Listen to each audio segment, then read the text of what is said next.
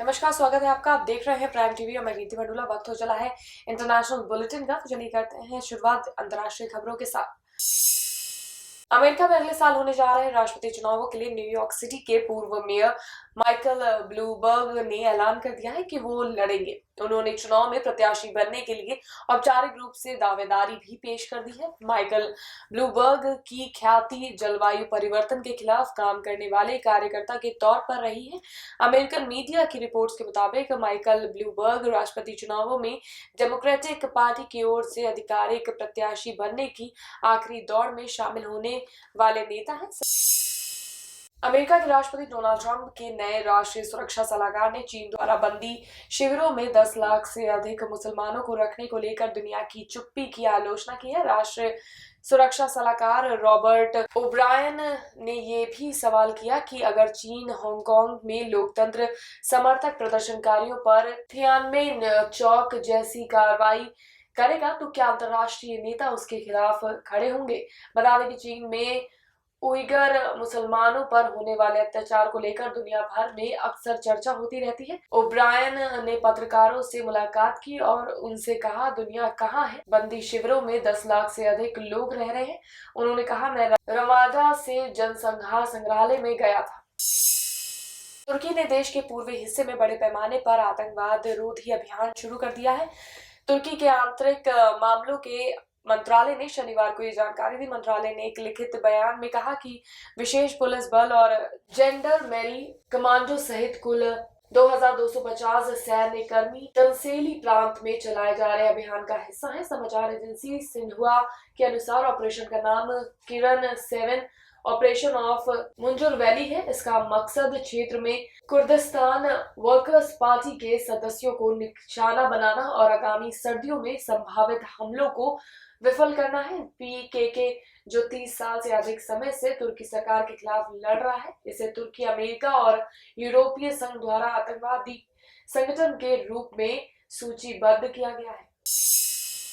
रूढ़िवादी मुस्लिम बहुल पाकिस्तान ने धार्मिक अल्पसंख्यकों का जबरन धर्मांतरण रोकने और उनके अधिकारों की रक्षा के लिए कानून का मसौदा बनाने के लिए 22 संसदीय समिति गठित की है। मीडिया में शनिवार को आई खबर में ये जानकारी दी गई। डॉन में प्रतिष्ठित खबर के मुताबिक सीनेट के अध्यक्ष सादिक संजरानी ने नेशनल असेंबली के स्पीकर अमर असर कैसर, सीनेट के नेता सदन शिवली फराज और नेता प्रतिपक्ष राजा जफरुल हक से पर्दाफाश कर समिति का गठन किया। इस संबंध में सीनेट सचिवालय ने 21 नवंबर को अधिसूचना जारी की।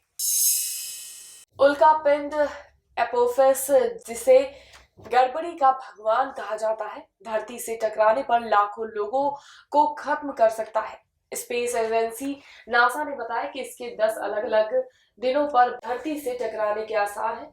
नासा ने पहले ही एपोफिस उल्कापिंड के बारे में चेतावनी दी थी कि ये सौरमंडल में लंबे समय से धरती के लिए मौजूद खतरों में से एक है। डेली स्टार की खबर के मुताबिक अगर आज ये उल्कापिंड धरती से टकरा जाता है तो ये कई लाख लोगों को की जान ले सकता है। धरती को किसी भी ऐसे कयामत के दिन से बचाने के लिए नासा ने एक उल्कापिंड के रास्ते पर निगाह रखी हुई है। इस उल्कापिंड का नाम पौराणिक मिस्र के गड़बड़ी के भगवान के नाम पर रखा गया है। कांगो लोकतांत्रिक गणराज्य के शहर गोमा में शनिवार को एक विमान उड़ान भरने के दौरान एक रिहायशी इलाके में जा गिरा। सघन आबादी वाले क्षेत्र में ये दुर्घटना हुई। इस हादसे में 23 लोगों की मौत हो गई।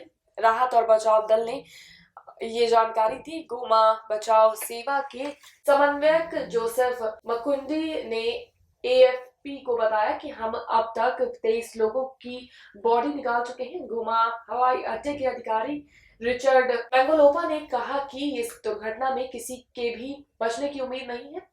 डेनियर 228 विमान गोमा से 350 किलोमीटर उत्तर में स्थित बेनी जा रहा था। ये गोमा हवाई अड्डे के पास एक आवासीय इलाके में गिरा। पाकिस्तान के प्रधानमंत्री इमरान खान को न्यायपालिका के खिलाफ कथित टिप्पणी करने के कारण उन्हें अयोग्य करार देने संबंधी एक याचिका पाकिस्तान अदालत में दायर की गई है। अपने चिर प्रतिद्वंदी एक देश के पूर्व प्रधानमंत्री नवाज शरीफ के इलाज कराने के लिए लंदन रवाना होने के बाद प्रधानमंत्री इमरान खान ने यह टिप्पणी की थी। पाकिस्तान के एक नागरिक ताहिर मसूद ने शनिवार को लाहौर उच्च न्यायालय में ये याचिका दायर की। याचिका में खान के खिलाफ न्यायपालिका की निंदा करने के लिए अवमानना का मामला चलाने का आग्रह किया गया है।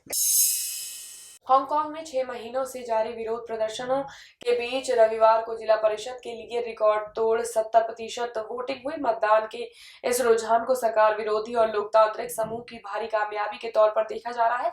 इस चुनाव को हांगकांग की नेता और चीफ एग्जीक्यूटिव कैरी लैम के लिए एक शक्ति परीक्षण के तौर पर देखा जा रहा है। लोकतंत्र समर्थक विरोध समूहों को उम्मीद है कि करीब 6 महीने की अशांति और सरकार विरोध के बाद कुछ वोटिंग से चीनी सरकार को एक संदेश मिलेगा। नागासाकी पोप फ्रांसिस ने विश्व के नेताओं से परमाणु हथियारों की निंदा करने की अपील करते हुए रविवार को कहा कि हथियारों की दौड़ से सुरक्षा कमजोर होती है, संसाधनों की बर्बादी होती है और मानवता के विनाश का खतरा पैदा होता है। द्वितीय विश्व युद्ध के दौरान अमेरिका ने नागासाकी और हिरोशिमा में परमाणु बम गिराए थे। इन परमाणु हमले में क्रमशः 74,000 और 140 लाख लोग मारे गए थे। इस दौरान फ्रांसिस ने बारिश के बीच पीड़ितों के स्मारक पर जाकर उन्हें पुष्पांजलि अर्पित की। उन्होंने कहा कि ये स्थान इस बात की याद दिलाता है कि मनुष्य एक दूसरे का कितना विनाश करने में सक्षम है। फ्रांसिस ने कहा, परमाणु हथियारों के बिना दुनिया संभव और आवश्यक है।